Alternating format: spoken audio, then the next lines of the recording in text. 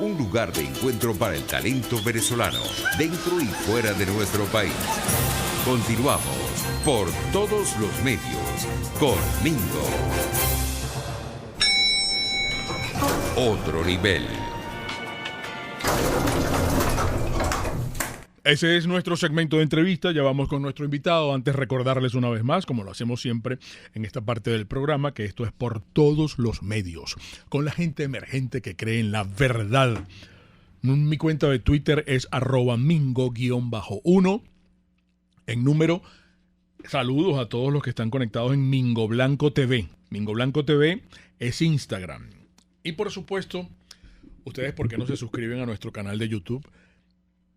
Toda nuestra programación está disponible para ustedes a través de rcr.tv, en Periscope, @rcr750 y la aplicación TuneIn. Juan Fernández es nuestro gran amigo, ilustre invitado cada vez que lo tenemos acá. Es economista, ustedes lo conocen, miembro fundador de Gente del Petróleo. Juan, ¿cómo estás? Un gran abrazo, ¿cómo te va?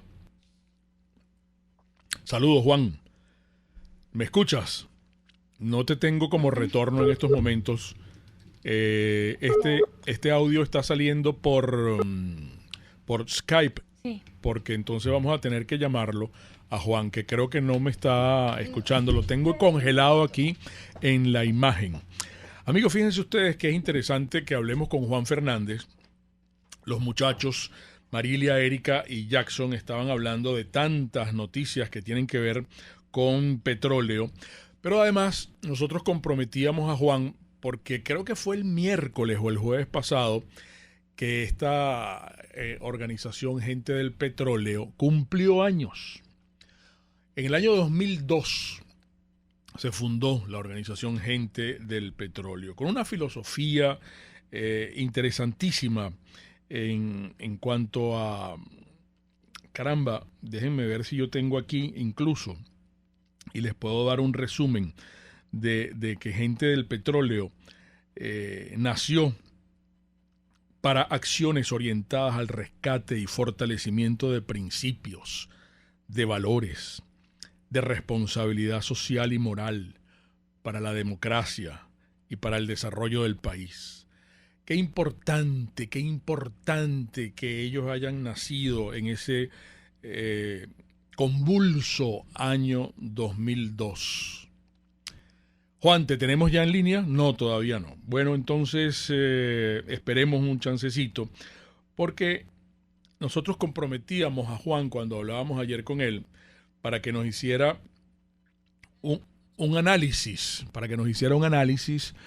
de la PDVSA en la que esta gente del petróleo que fue votada por Chávez, como ustedes recordarán, esa PDVSA que teníamos nosotros, esa industria fuerte de petróleo, y lo que es hoy en día, lo que queda de la industria petrolera. Ahora sí, Juan, ¿cómo estás? ¿Cómo te va? Amigo, muchas gracias por esta oportunidad. Y bueno, sí, efectivamente ha habido unos cambios dramáticos, ¿no? en nuestro país, y Petróleos de Venezuela, la industria petrolera no escapa a ellos. Éramos en el año 99 un país que producía 3.3 millones de barriles por día. Hoy estamos hablando prácticamente de una producción que no se veía en Venezuela desde hace 100 años, alrededor de unos 400.000 barriles. Hay algunos que inclusive ya hablan de menos cantidad. Un país que tiene las mayores reservas de petróleo del mundo y sin gasolina.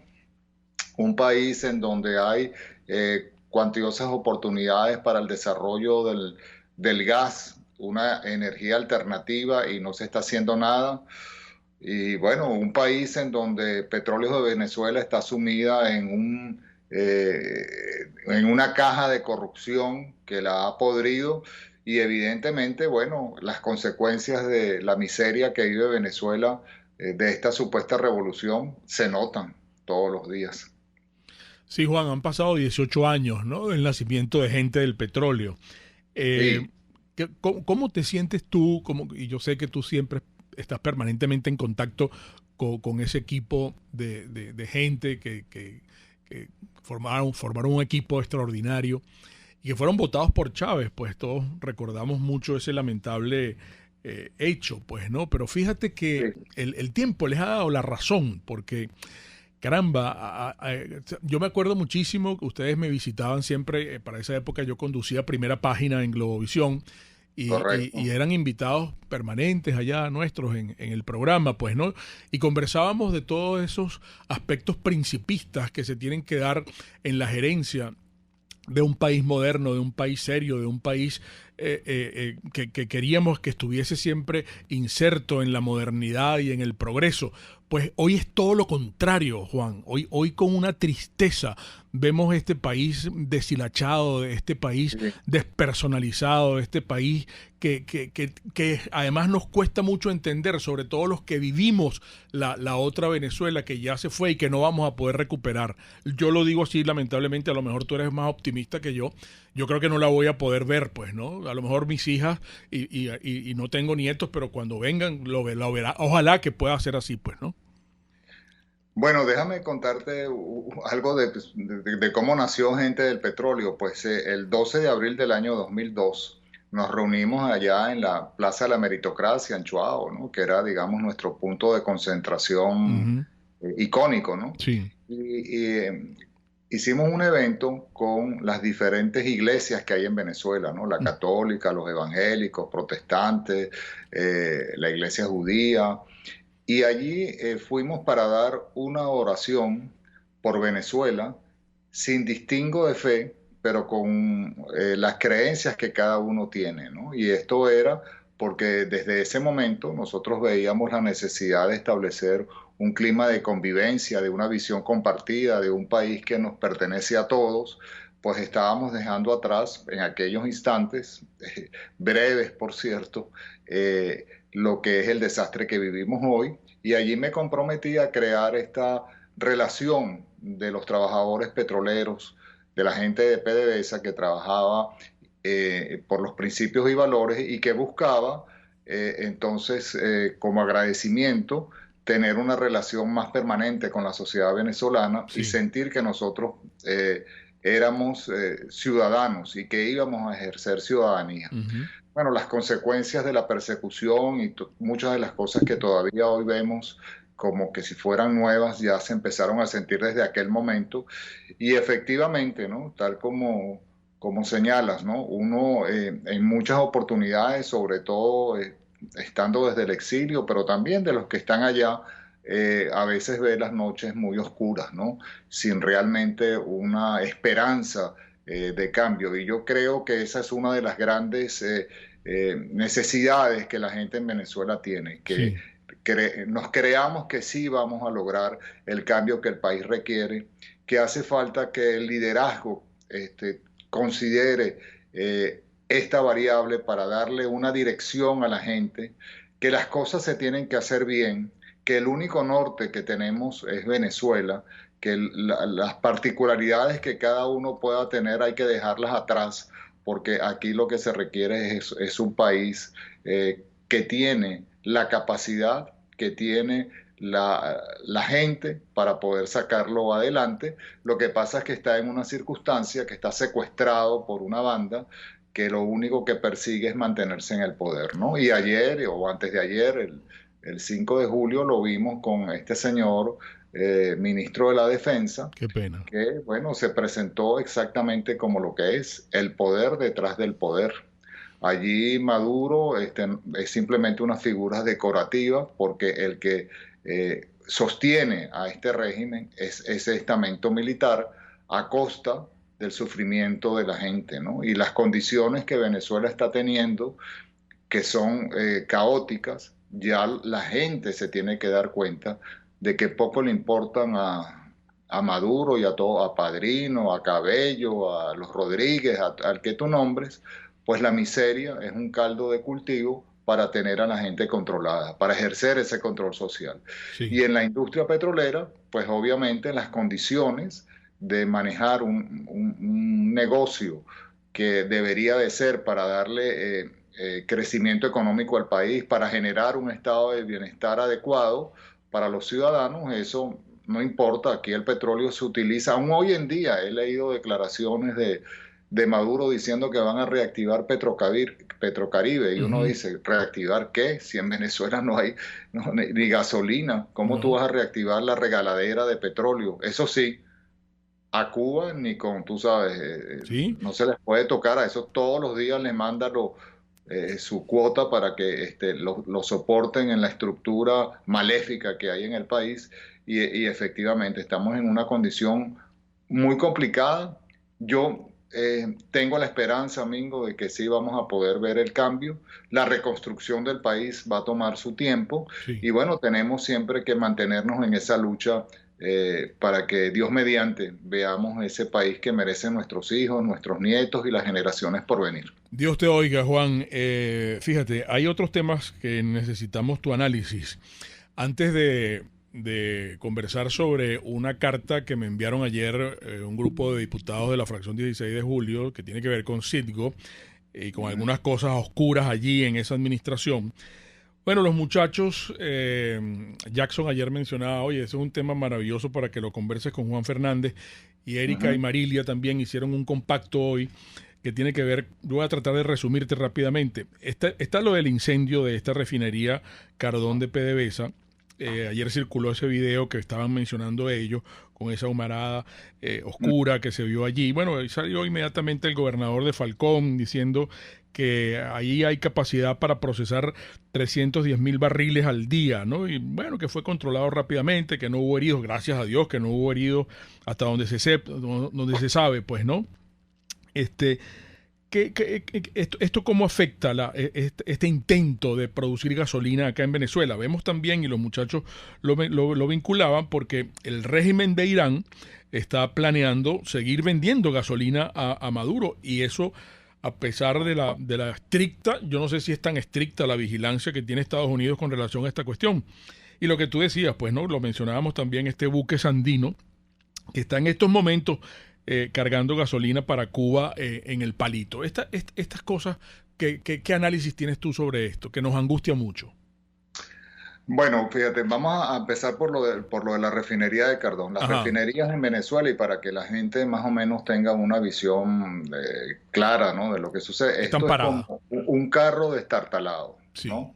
Cuando uno tiene un carro que lo deja en la calle por años, en donde le empiezan a fallar piezas, además lo canibalizaron porque le quitaron, tú sabes, partes para poder llevárselas para otro vehículo que había por ahí. Entonces es bastante complejo pensar que yo voy a poder reactivar o poner a funcionar ese vehículo de una manera continua. Y eso, si lo ponemos en el caso de las refinerías, las plantas de las refinerías tienen años sin mantenimiento, se les han vencido los mantenimientos, tienen años sin operar. Los servicios que requieren las refinerías no están disponibles como es el caso de la electricidad, el caso del agua. Y además hay algo muy importante, es que los choferes que manejan las refinerías, los operadores que manejan las refinerías, que tienen las pericias y la experiencia, tampoco están abundantes. De hecho, han estado buscando a personal que se jubiló de la industria petrolera para poder ponerlas a operar.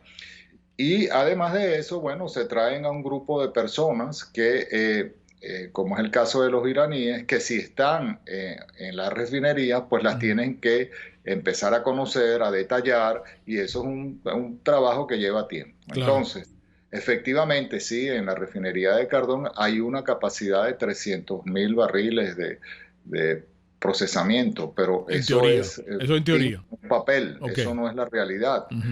Y en consecuencia, lo que vimos ayer, bueno, es parte de ese drama, de ese carro escacharrado que cuando lo arrancas, entonces camina, tú sabes, 1 kilómetro y explota. Y de repente empieza a botar aceite y tú dices, oye, pero pues ¿cómo es? Se quedó sin aceite el carro, lo tienes que parar, entonces buscar entonces una tapa para poder que no pierda aceite, y así están las refinerías en Venezuela. Mientras Maduro esté en el poder, Padrino y todo esto, el sistema de refinación en Venezuela no tiene las capacidades para poder suministrarle gasolina en términos de satisfacer la demanda continuamente. Claro. Recordemos un elemento importante, Mingo, que es que la mayoría de estas refinerías tienen tecnologías que provienen de aquí de los Estados Unidos, claro. Su ingeniería fue hecha aquí y además con adaptaciones para Venezuela. Por lo tanto, allí hay un gravísimo problema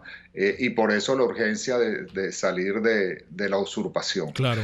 Con respecto a los buques iraníes, bueno, evidentemente si no funciona el sistema de refinación y no se pueden generar los componentes para producir la gasolina, tienes que importarla. Claro. Y las puertas de la importación para Maduro se le han puesto cada vez más estrechas, tanto desde la salida de Rosneft como por el tema de los tanqueros, ¿no? Que las empresas que transportan productos han decidido, poner en alto, ¿no? Esas operaciones por el tema de las sanciones, y les queda Irán, cuyo en estos momentos hay una orden emitida por el Departamento de Justicia de los Estados Unidos de no permitir que esos buques transporten gasolina, porque además hay otras implicaciones geopolíticas. Pero mientras tanto, esa va a ser, digamos, una fuente, y ya vemos que la excusa del COVID, que obviamente es una pandemia que en Venezuela está haciendo desastre, se utiliza para que nadie se pueda movilizar, puesto que tampoco hay la gasolina para que se pueda movilizar todo el país como debe ser. Claro. Y con respecto a Cuba y este buque Sandino, que lo que transporta, Mingo, es crudo, es petróleo y en algunos casos fuel oil, productos negros, pues sí, continúa ese desangre. Venezuela en el mes de junio exportó aproximadamente unos 290,000 barriles de petróleo por día, según la información del traqueo que se hace del movimiento de buques, y allí estaban los barriles que siempre se le envían a Cuba.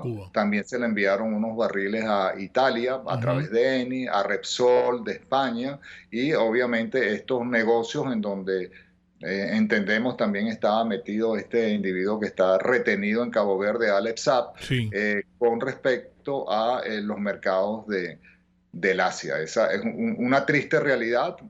Todos los países del mundo, y esto también lo dice el amigo David Morán, que tienen petróleo, y los que no lo tienen refinerías, y en todo se produce gasolina, menos en Venezuela, en donde hay petróleo, hay refinerías, pero no hay gasolina. Vamos a hacer algo, Juan. En la próxima parte vamos a hablar de esta correspondencia de los diputados de la fracción 16 de julio, pero fíjate que estaba en esto último que estabas diciendo, y creo que los muchachos lo comentaban también en el Está Circulando. La información la trae Torino Capital. Según fuentes consultadas, PDVSA va a recibir mañana en el puerto de Amuay un cargamento que viene desde Italia con productos derivados de petróleo. Esto es un acuerdo, tengo entendido, de intercambio con Eni y con Repsol. Y esto demuestra pues esta resistencia de ciertos intercambios a las sanciones impuestas por Estados Unidos. Tu análisis también en la próxima parte. En breve con Juan Fernández. Un espacio para formar la nueva opinión pública venezolana. Por Todos los Medios. Con Mingo. En publicidad, antes de seguir con nuestra pauta, quiero hacer este breve paréntesis porque tengo una amiga que yo soy amante del cazón. Entonces ella me prepara el cazón. ¡Wow! Yo necesito que ustedes prueben este cazón. Llamen de mi parte a Marisol Orellana. Bueno, si ustedes no comen cazón, no importa, porque le pueden pedir asado negro, que lo prepara a las mil maravillas, o un chupe, o un hervido de res. Ella prepara cosas maravillosas, extraordinarias, pero yo soy amante del cazón. Le voy a dar el teléfono para que llamen de mi parte. Ella es una mujer bellísima, de espíritu y de brega. Aquí está el teléfono de ella. La llaman de mi parte. 0414-319-1879. ¡Qué cazón! ¡Ay! Bueno, y hablando de amigas, mi amiga Male Cárdenas, Chef Male. Esto es muy importante lo que les voy a decir, porque hay un taller nuevo que es este sábado. Un taller de levain. Mira mi francés. Levain cetogénico. Eso es levadura en francés. ¿Tú quieres aprender a preparar tu levadura cetogénica? Bueno, este sábado 11 de julio, mi amiga la Chef Male Cárdenas en Instagram, @chefmale, va a dictar un nuevo taller online. Así que todo el mundo se puede conectar. Ese día los participantes van a recibir tanto la teoría como las técnicas básicas para aprender a elaborar distintos tipos de levain, levadura con harinas cetogénicas. Inscríbete hoy mismo, @chefmale por Instagram. Y hablemos de Serovka. Serovka protege vidas. A mí sí me gusta eso. Cuando yo digo eso de que protege vidas. ¿Y por qué protege vidas? Bueno, caramba, porque atiende a más de 100 centros radiológicos en Venezuela, América Latina y el Caribe. Y es un equipo de venezolanos, de brillantes venezolanos. Un equipo de profesionales que tienen siempre la solución integral en materia de seguridad radiológica. Sus coordenadas 0212-310-7410, www.serovka.com. Ya viene el Día del Niño y aquí tienen ustedes. Yo puedo mostrar aquí. Catherine, tú me ayudas, porque aquí está la vaselina y la crema antipañalitis. La voy a poner por aquí, pero además está la colonia. Estoy hablando de la línea Culitos. Aquí está la colonia para los varones, aquí está la colonia para las chicas y aquí está el aceite Culitos. ¿Cabe aquí? Aquí cabe. Perfecto, quedó, pero bueno, pues, como de Anaquel. Estoy hablando de Arnamar Cosméticos, toda una vida dedicada al cuidado personal de la familia venezolana. Puedes seguir nuestra programación a través de rcr.tv, la radio que se ve. Los temas de actualidad más relevantes son expuestos a la luz de La Linterna. Diego Bautista Urbanica le invita a formar parte de este ameno espacio de charla y análisis con una buena taza de café y al son de buena música. La Linterna, de lunes a viernes, a partir de las 2 de la tarde, por RCR 750 AM. RCR 750 AM, porque lo bueno une. Un periodista espontáneo, frontal, observador, inconforme, con mucho que decir y escuchar. Regresamos por todos los medios con Mingo. Vamos al segmento final, nos quedan unos 8 minutos de programa. Juan Fernández sigue con nosotros. Juan, mucha gente nostálgica vinculada a la organización de ustedes, gente del petróleo, conectada en el chat, que te mandan muchísimos saludos, un gran abrazo, que cómo ha pasado el tiempo. Tienes el micrófono cerrado. Sí. ¿Cómo recuperar la industria? Hola Juan, ¿cómo recuperar la industria? Comentan también por acá en el chat que llevamos muchos años escuchando el mismo lamento de la destrucción de PDVSA, pero ¿qué se puede hacer para recuperar la industria? Yo creo que todos conocemos un poco la respuesta. Sí. Ahora Juan, siéntete a gusto de ordenar tus ideas rapidito porque apelamos a tu capacidad de síntesis. Me están diciendo que me calle y que te deje hablar, pero no quiero dejar pasar... disculpa lo atropellado de toda esta entrevista, porque los diputados de la fracción 16 de julio están solicitando una respuesta oficial de PDVSA ad hoc sobre este nuevo endeudamiento en Citgo. Ellos me mandaron ayer la correspondencia. Ellos enviaron esta carta a la Junta Administrativa de Petróleos de Venezuela, que encabeza Luis Pacheco, para solicitar información oficial ante la falta de claridad en diversas operaciones de filiales como Citgo Petroleum Corporation, que es Citgo, pues en esencia. No sé, ¿qué nos puedes decir tú sobre eso? ¿Qué has investigado tú?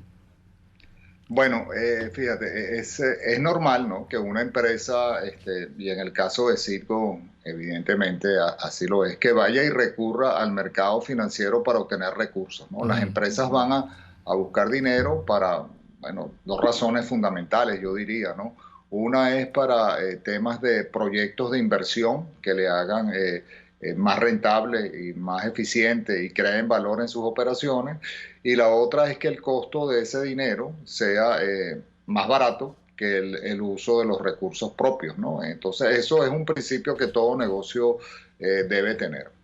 En el caso actual, yo creo que, dadas las condiciones que está viviendo Venezuela, el tema de estas operaciones que, con una democracia estable, con una estructura de gobernanza de la industria petrolera como la que había anteriormente, con todas las cosas que ya sabemos que hay que cambiar para poder recuperar la industria petrolera, que tiene que ver mucho con la participación del capital privado, pues los mecanismos que se utilizaban estaban estructurados, pues había una empresa como PDVSA, que era la casa matriz, y además había pues un gobierno estable y democrático, ¿no? Y se informaban todas estas cosas al ministerio correspondiente, ¿no? En cambio, en la circunstancia actual tenemos una especie de gobierno parlamentario, ¿verdad?, en donde es importante y es necesario pues tener informados de estas operaciones que tienen que ver con una empresa que es filial de PDVSA Ad Hoc, que es Citgo, y allí, según yo entiendo, ha habido por parte, ¿no?, de los diputados unas deficiencias en cuanto a que esa información fluya correctamente, ¿no? Claro. Y claro, hay algunas preguntas que la gente se hace y que yo estimo que Luis Pacheco y quienes estén en PDVSA Ad Hoc van a responder, y seguramente lo harán con la diligencia debida, que tienen que ver, por ejemplo, con esa información de que inicialmente se iban a pedir 750 millones de dólares. Exacto. Y al día siguiente se explicó, según la agencia Reuters, que iban a ser 1.125 millones de dólares, que eso era para pagar una deuda que se vence en el año 2021 de 630 millones de dólares que tiene Citgo. Y claro, ahí uno empieza a decir, caramba, ¿por qué hay esa variación tan grande? ¿Cómo se explica eso? Luego, esta operación está hecha bajo una regla que se llama la 144A. Esas son unas reglas que permiten que las empresas privadas, como es el caso de Citgo, puedan accesar al mercado de los bonos, como las empresas que cotizan en la bolsa, lo que llaman aquí las empresas públicas, y que tienen que hacer todo un disclosure, ¿no?, toda una apertura de la información operacional, comercial, financiera. Y claro, los diputados se preguntarán si los tenedores, los potenciales compradores de esos bonos tienen todo ese detalle de información, ¿por qué no lo tenemos aquí? Claro. Y ese es un cuestionamiento que es válido también, que haya una respuesta, ¿no?, con respecto a esto. Y luego, la competitividad de la operación, me parece que es algo que también se necesita conocer. Y claro, yo puedo, como hay algunos compañeros, y tú sabes que esto siempre genera una discusión, claro, Mingo, y es controversial, obviamente, ¿no? Sí. Que si se debe o no se debe, que si esto es estratégico, que no es estratégico, que...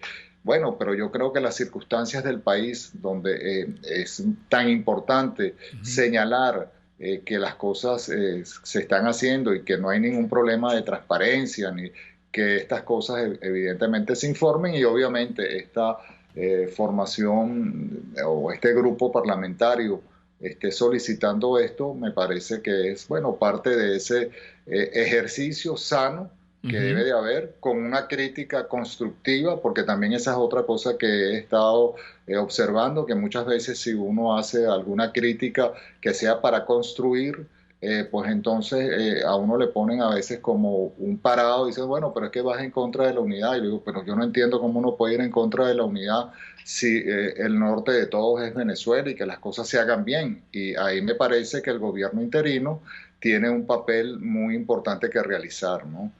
Entiendo que esta carta también habla de nombramientos en PDVSA, etcétera. Yo lo que digo, porque me lo han preguntado ya varias veces, es que en las actuales circunstancias hay que elegir a un perfil de personas que tengan las capacidades y las pericias para poder manejar estos problemas tan complejos que tiene Petróleos de Venezuela fuera, y que tienen que ver con Citgo, que como hemos hablado en muchas oportunidades, yo estoy muy preocupado realmente por Citgo, porque es un activo importantísimo para la recuperación económica de Venezuela, y está en una circunstancia verdaderamente muy compleja, producto obviamente de los desmanes de Chávez y Maduro, pero que el costo político, si ocurre un tema como este de perder a Citgo, bueno, va a estar mucho de este lado, y hay que hacer todo lo posible para que eso no ocurra. Ese activo es extremadamente importante, permite colocar barriles de crudo pesado y además nos va a aliviar en una circunstancia como la que está viviendo Venezuela, para que haya un flujo de gasolina que pueda, mientras se hacen las decisiones que tengan que llevarse para poder suministrarle el combustible a Venezuela desde las refinerías en Venezuela, Citgo va a ser pieza fundamental. Entonces, creo que la crítica tiene que ser bienvenida, se tiene que explicar y hay que actuar abiertamente para que no quede ninguna duda. Sí. De las operaciones y de su transparencia. Y si esta operación tiene alguna estrategia que vaya con el buscar que Citgo permanezca y se pueda mantener dentro del circuito de petróleos de Venezuela, pues yo creo que también debe de explicarse con toda claridad a los partidos políticos y a quienes están ejerciendo las funciones de este gobierno, digamos, parlamentario en Venezuela. Juan, se nos agotó el tiempo, lamentablemente. Se quedan algunos temas pendientes para conversar contigo, pero en breve te tendremos nuevamente. Un gran abrazo, Juan Fernández. Amigos, lo conversado hoy todo acá es de ustedes. Y recuerden, el comunismo te quiebra las rodillas para que tengas que darle las gracias por las muletas. Hasta mañana. RCR presentó Por Todos los Medios con Mingo.